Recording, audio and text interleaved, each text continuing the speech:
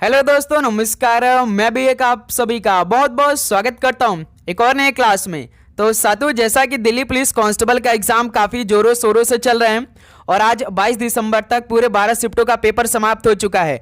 तो जिस तरह से हर शिफ्ट में कंप्यूटर के सवाल सभी स्टूडेंट को परेशान कर रहा है, किसी शिफ्ट में केवल 5 क्वेश्चन सही हो रहे हैं तो किसी का 2 क्वेश्चन सही हो रहे हैं। लेकिन अब जिनका पेपर 23, 24, 25, 26, 27 और इसके बाद होने वाला, यदि वो इस क्लास को पूरा देख लेते हैं तो समझिए कंप्यूटर के पूरे 10 क्वेश्चन में से 10 क्वेश्चन सही होने वाले हैं।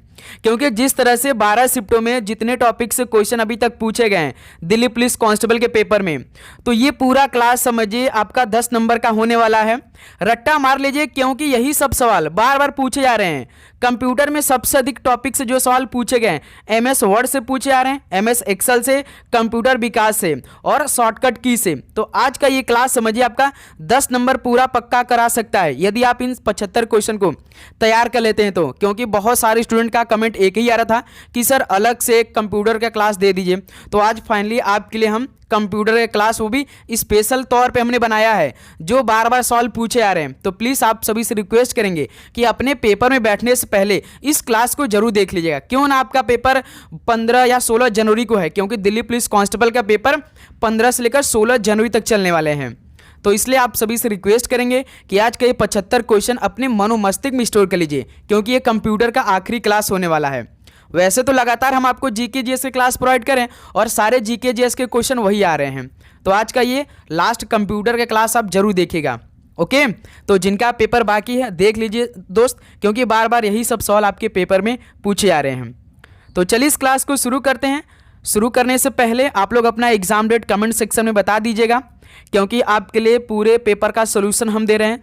जो आपका दिन में एग्जाम हो रहा है उसके आधारित पर आपके आने वाले शिफ्टों के लिए क्लास प्रोवाइड कर रहे हैं। तो आज कंप्यूटर की क्लास होने वाली है।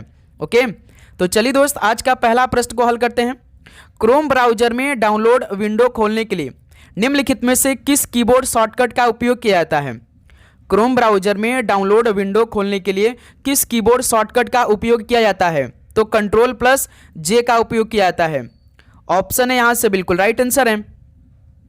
अगला सवाल को चेक करिए, क्वेश्चन नंबर 2 को। निम्नलिखित में से किस कीबोर्ड शॉर्टकट का उपयोग क्रोम ब्राउजर में वर्तमान में खोले गए पेज के बुकमार्क को जोड़ने के लिए किया जाता है? बताएंगे। सारे टॉपिक वाइज इस क्लास में आपका कंप्लीट हम करा देंगे, बस आपको पेशेंस के साथ हमारे साथ क्लास को पूरा देखना है। किस कीबोर्ड शॉर्टकट का उपयोग क्रोम ब्राउजर में और वर्तमान में खोले गए पेज के बुकमार्क को जोड़ने के लिए किया जाता है? तो Ctrl+D का उपयोग किया जाता है। डी ऑप्शन बिल्कुल राइट आंसर है। अगला सवाल को चेक करते हैं, क्वेश्चन नंबर 3। एक मार्कअप लैंग्वेज और अनियंत्रित डाटा को स्टोर करने, संचारित करने और पुनर्निर्माण करने के लिए उपयोग किए जाने वाले फाइल फॉर्मेट को किसके रूप में जाना जाता है? एक मार्कअप लैंग्वेज और अनियंत्रित डाटा को स्टोर करने, संचारित करने और पुनर्निर्माण करने के लिए उपयोग किए जाने वाले फाइल फॉर्मेट को किसके रूप में जानते हैं? तो इसे XML के रूप में जाना जाता है। बी ऑप्शन राइट आंसर है। नेक्स्ट अगला सवाल को हल करते हैं, क्वेश्चन नंबर 4 को। निम्नलिखित में से कौन एक डॉक्यूमेंट प्रोसेसिंग सॉफ्टवेयर नहीं है? इनमें से कौन एक डॉक्यूमेंट प्रोसेसिंग सॉफ्टवेयर नहीं है? तो याद रखिएगा, ओपन ऑफिस इंप्रेस यह एक डॉक्यूमेंट प्रोसेसिंग सॉफ्टवेयर नहीं है। ऑप्शन ए राइट आंसर हो जाएंगे। अगला सवाल कॉल करते हैं, क्वेश्चन नंबर 5। प्रत्येक HTML फाइल एक किसका फाइल होती है? प्रत्येक HTML फाइल एक आपका टेक्स्ट फाइल होती है। ऑप्शन ए राइट आंसर है। नेक्स्ट अगला सवाल को हल करते हैं, क्वेश्चन नंबर 6 को। वर्कशीट विंडो को निचले किनारे का नाम है जो MS एक्सेल 2010 में एक्सेल वर्कशीट के बारे में विभिन्न जानकारी प्रदर्शित करता है? तो याद रखिएगा, स्टेटस बार है जो कि वर्कशीट विंडो को निचले किनारों का नाम है, जो MS एक्सेल 2010 में एक्सेल वर्कशीट के बारे में विभिन्न जानकारी प्रदर्शित करता है। ऑप्शन है बिल्कुल राइट आंसर है। नेक्स्ट अगला सवाल को हल करिए, क्वेश्चन नंबर 7। सर्वर वे कंप्यूटर है जो संसाधन उपलब्ध कराते हैं जो कि किससे जुड़े होते हैं? सर्वर वे कंप्यूटर हैं जो संसाधन उपलब्ध कराते हैं, तो वो किससे जुड़े होते हैं? तो वे नेटवर्क से जुड़े होते हैं। ऑप्शन बी राइट आंसर है। चलिए क्वेश्चन नंबर, तो आगे बढ़ने से पहले जो दिल्ली पुलिस कांस्टेबल के एग्जाम में सबसे अधिक जीके, जीएस और करंट अफेयर के मिलाकर पूरे 50 क्वेश्चन आ रहे हैं, इसी पीडीएफ आपको मिल जाएगा। एक एक क्वेश्चन काफ़ी अच्छी तरीके से हमने आपके लिए तैयार किया है, प्लस जो रीजनिंग के पूरे 25 से 25 क्वेश्चन आ रहे हैं तो इसी पीडीएफ में आपको मिल जाएगा। तो आप सभी से रिक्वेस्ट करेंगे कि अपने पेपर में बैठने से पहले इस पीडीएफ को आप एक बार जरूर पढ़ के जाइए। ये पीडीएफ हमने आपके लिए केवल मात्र 50 रुपये में कर दिया है भाई। इस नंबर पर आपको मैसेज करना है, इस नंबर पे आपको मैसेज करना, ये पीडीएफ अपने पास मंगा लेना, टीम आपको प्रोवाइड कर देगी। तो आप सभी से रिक्वेस्ट करेंगे कि अपने पेपर में बैठने से पहले एक बार तो नज़र में जरूर इसको देखिएगा। राउटर निम्नलिखित में से किस लेयर में प्रयुक्त की जाती है? राउटर किस लेयर में प्रयुक्त की जाती है? तो ये नेटवर्क लेयर के रूप में। बी ऑप्शन राइट आंसर है। अगला सवाल कॉल करते हैं क्वेश्चन नंबर 9 को। निम्नलिखित में से किसका उपयोग वेब पेज देखने के लिए किया जाता है? किसका उपयोग वेब पेज देखने के लिए किया जाता है? तो ब्राउजर का। डी ऑप्शन राइट आंसर है।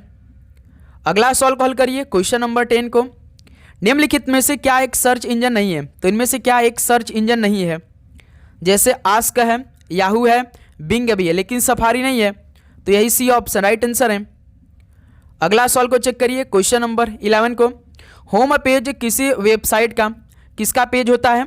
होम पेज किसी वेबसाइट का किसका पेज होता है? तो पहला पेज होता है। ऑप्शन ए बिल्कुल राइट आंसर है। नेक्स्ट अगला सवाल को हल करिए क्वेश्चन नंबर 12 को। निम्नलिखित में से कौन विभिन्न संबंधित वेब पेजों का केंद्रीय स्थान है? तो इनमें से कौन विभिन्न संबंधित वेब पेजों का केंद्रीय स्थान है? तो ध्यान रखिएगा वेबसाइट है। सी ऑप्शन राइट आंसर हो जाएंगे। अगला सवाल को हल करते हैं क्वेश्चन नंबर 13। आपस में संबंधित वेब पेजों का एक संग्रह क्या कहलाता है? आपस में संबंधित वेब पेजों का एक संग्रह क्या कहलाता है? तो वेबसाइट कहलाता है। बी ऑप्शन राइट आंसर है।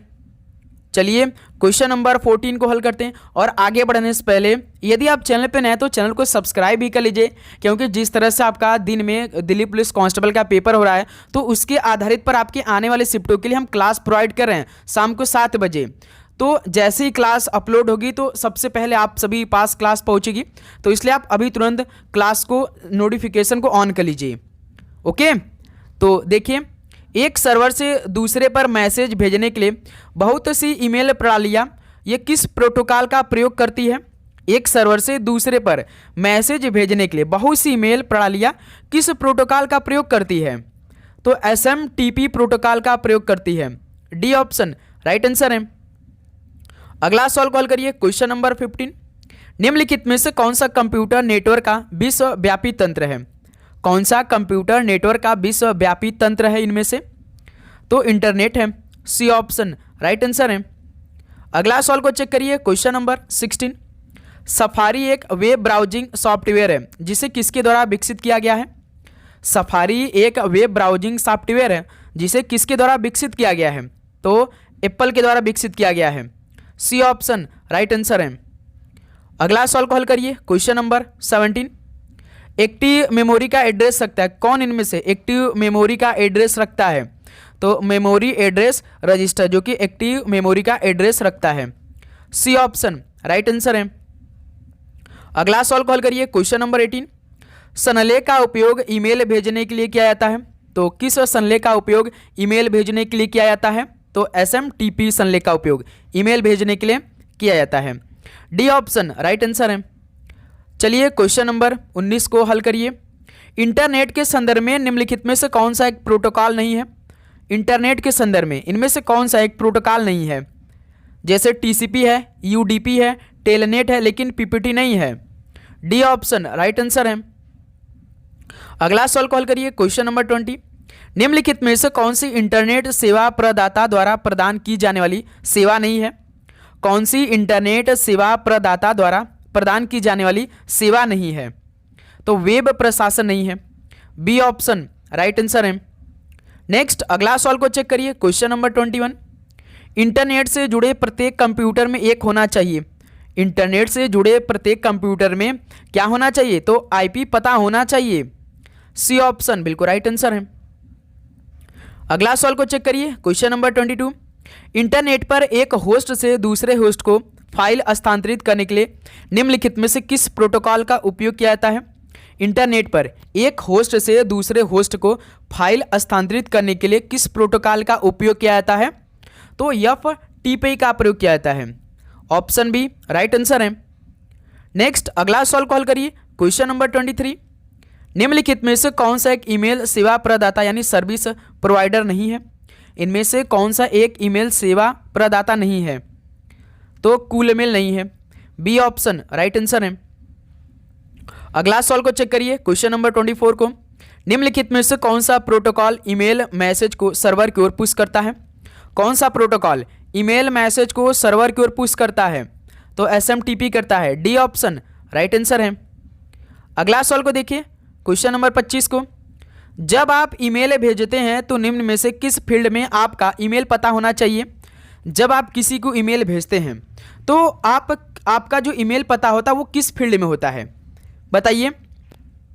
तो CC में होता है, जो CC लिखा रहता है, 22 लिखा रहता है और कहीं कहीं BC भी लिखा रहता है।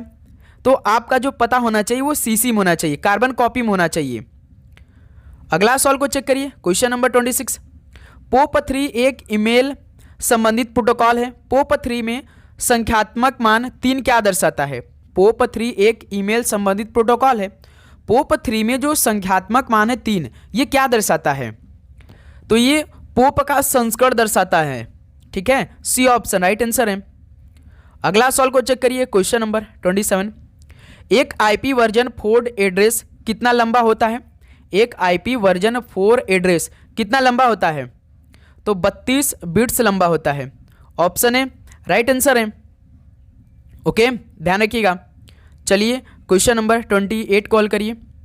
डैश किसी ईमेल में व्यंजकों के मान सेट को दर्शाता है। तो कौन भाई? तो इमोटिकॉन्स किसी ईमेल में व्यंजकों के मान सेट को दर्शाता है। इमोटिकॉन्स, सी ऑप्शन बिल्कुल राइट आंसर है। अगला सवाल कॉल करिए, क्वेश्चन नंबर 29। निम्नलिखित में से कौन सा एक ईमेल एड्रेस का दूसरा भाग शामिल होता है? तो साथियों, इनमें से कौन सा एक ईमेल एड्रेस का दूसरा भाग शामिल होता है? तो ध्यान रखिएगा, डोमेन नाम ये शामिल होता है। सी ऑप्शन राइट आंसर है।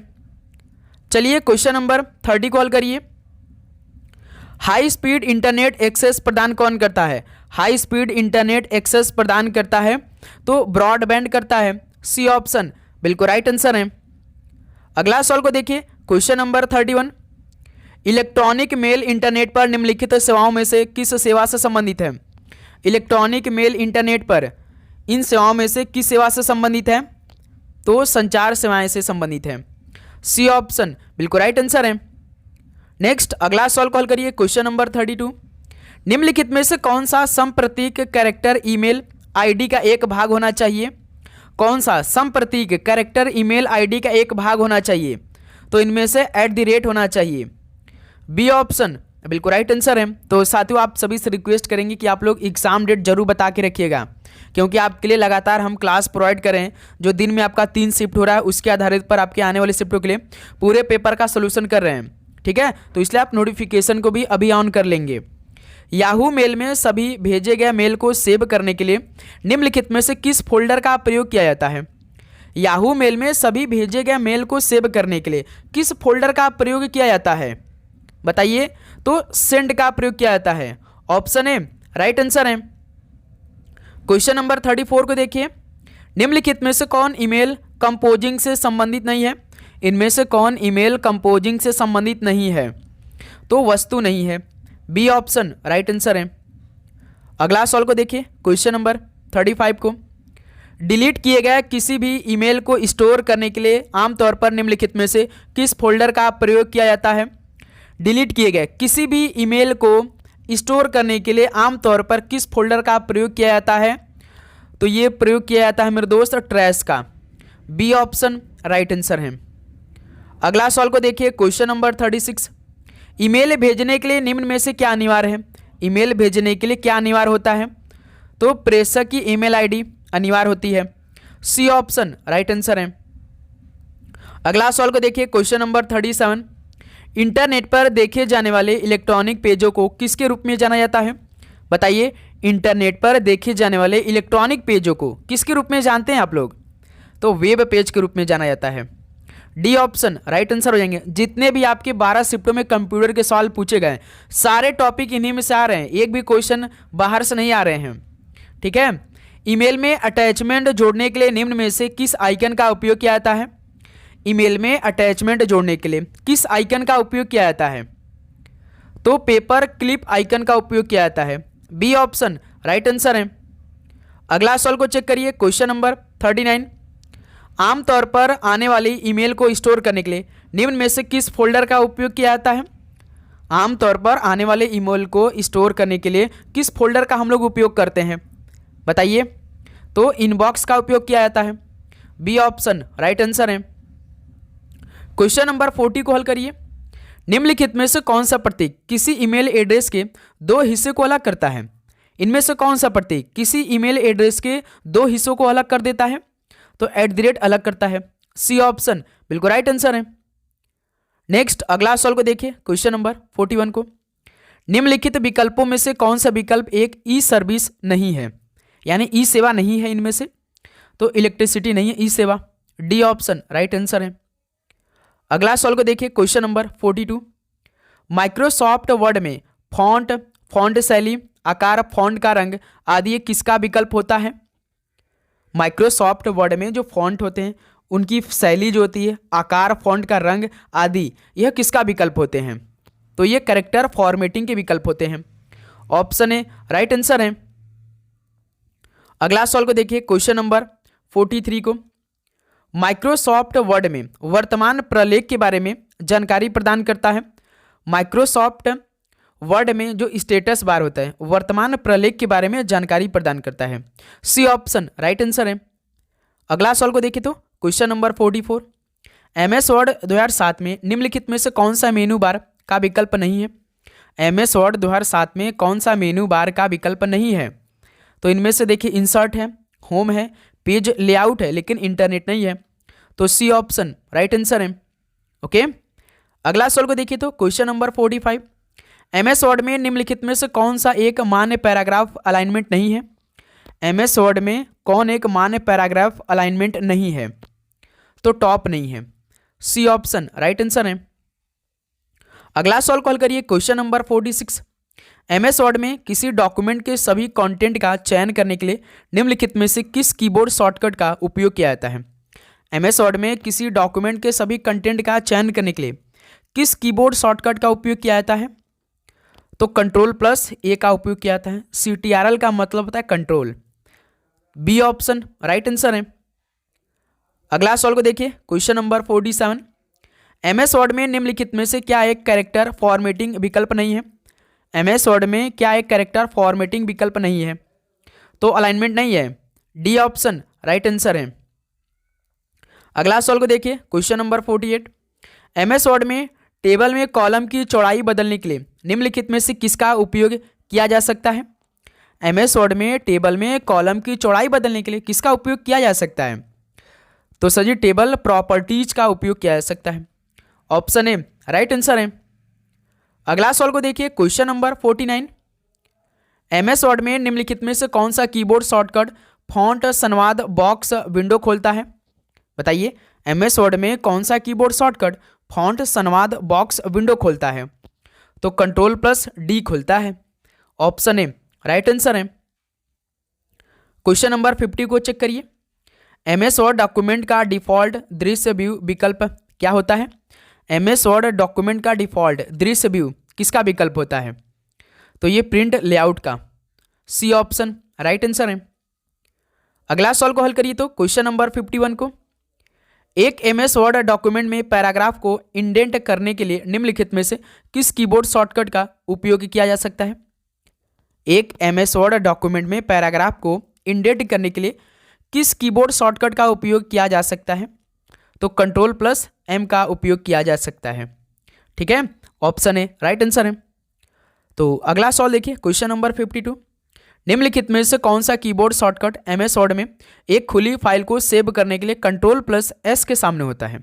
बताइए, कौन सा कीबोर्ड शॉर्टकट MS वर्ड में एक खुली फाइल को सेव करने के लिए Ctrl+S के सामने होता है? तो Ctrl+F12 होता है। सी ऑप्शन राइट आंसर है। अगला सवाल को देखिए, क्वेश्चन नंबर 53। एमएस वर्ड में टेबल में पंक्ति यानी रो की कम से कम संख्या कितनी हो सकती है?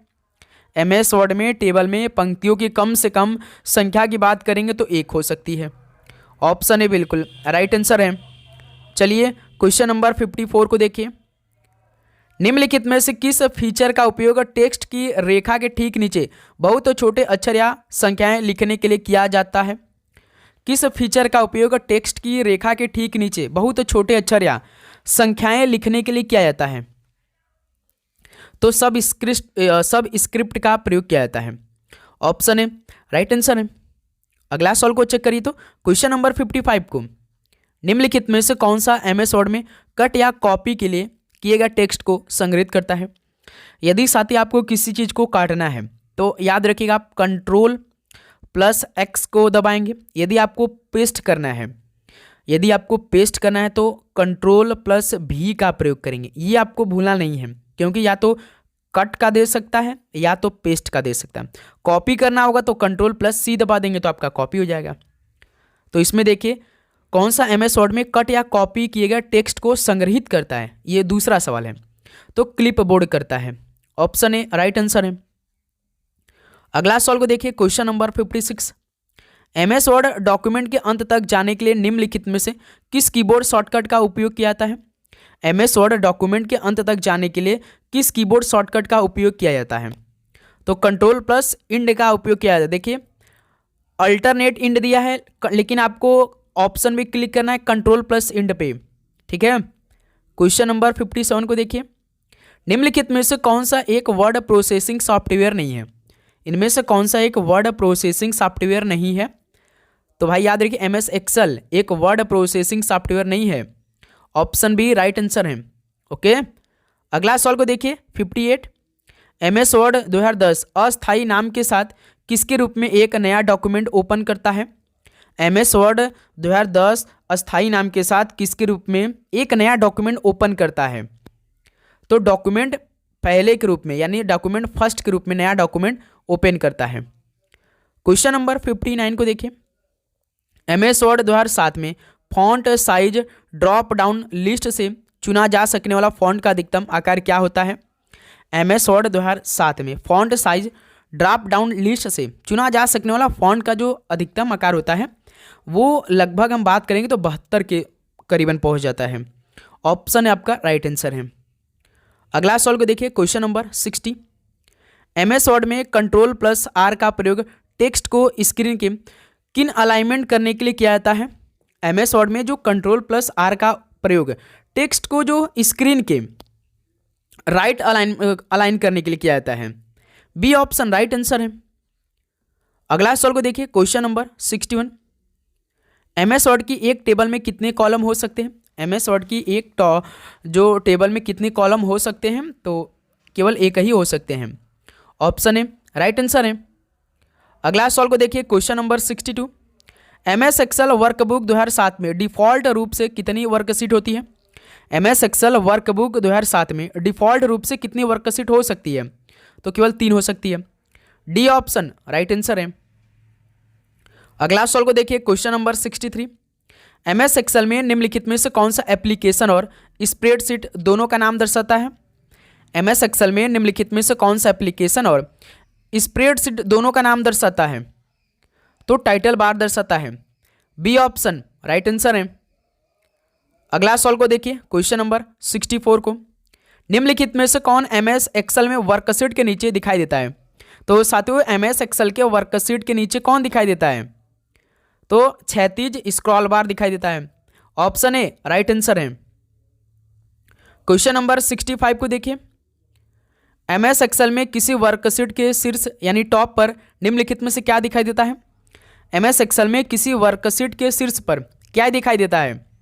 तो फॉर्मूला बार दिखाई देता है। ऑप्शन ए राइट आंसर हो जाएंगे। याद रखिए दोस्त, हम आपको डेली सुबह 8 बजे जो GK GS और करंट अफेयर के पूरे प्लस कंप्यूटर के मिला के 60 क्वेश्चन आ रहे हैं पेपर में, उसको भी लगातार करवा रहे हैं। शाम को 7 बजे तो वैसे हम GK GS computer current affair मिला के कराते हैं, लेकिन आज स्पेशल आपके लिए अलग से कंप्यूटर क्लास में बनाया, क्योंकि आपको बिल्कुल अलग से क्लास मिले जो कि आप इस क्लास को देकर आसानी से 10 नंबर पूरा कर सकें।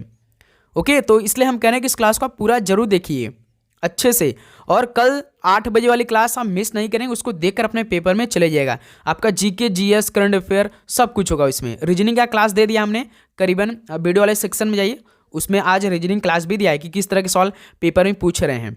ठीक है, MS एक्सेल में किसी वर्कशीट के शीर्ष टॉप पर क्या दिखाई देता है? तो फॉर्मूला 12 दिखाई देता है। 66 देखिए, MS एक्सेल में वर्कशीट के एकदम दाहिने स्थान पर क्या दिखाई देता है? MS एक्सेल में वर्कशीट के एकदम राइट साइड पर क्या दिखाई देता है? तो वर्टिकल स्क्रॉल बार दिखाई देता है। ऑप्शन बी राइट आंसर है। क्वेश्चन नंबर 67 को देखिए, मेनू में कुछ कमांड से जुड़े आइकन या चित्र MS एक्सेल के किस पर दिखाई देंगे? मेनू में कुछ कमांड से जुड़े आइकन या चित्र MS एक्सेल के किस पर दिखाई देंगे? तो याद रखिए टूल बार पर दिखाई देंगे। ऑप्शन ए राइट आंसर है। अगला सवाल को देखिए 68, MS एक्सेल में निम्नलिखित में से कौन सा सेल रेफरेंस डिफॉल्ट होता है? MS एक्सेल में कौन सा सेल रेफरेंस डिफॉल्ट होता है? तो सापेक्ष होता है। ऑप्शन बी राइट आंसर है। क्वेश्चन नंबर 69 को देखिए, MS एक्सेल में निम्नलिखित में से कौन सी श्रेणी का फंक्शन नहीं पाया जाता है? MS एक्सेल में कौन सी श्रेणी का फंक्शन नहीं पाया जाता है? तो वैज्ञानिक नहीं पाया जाता है। सी ऑप्शन राइट आंसर है। अगला सवाल को देखिए क्वेश्चन नंबर 70, एक वर्कशीट में एक पंक्ति और एक कॉलम का प्रतिच्छेदन है। तो एक वर्कशीट में एक पंक्ति और एक कॉलम का प्रतिच्छेदन है। बी ऑप्शन राइट आंसर है।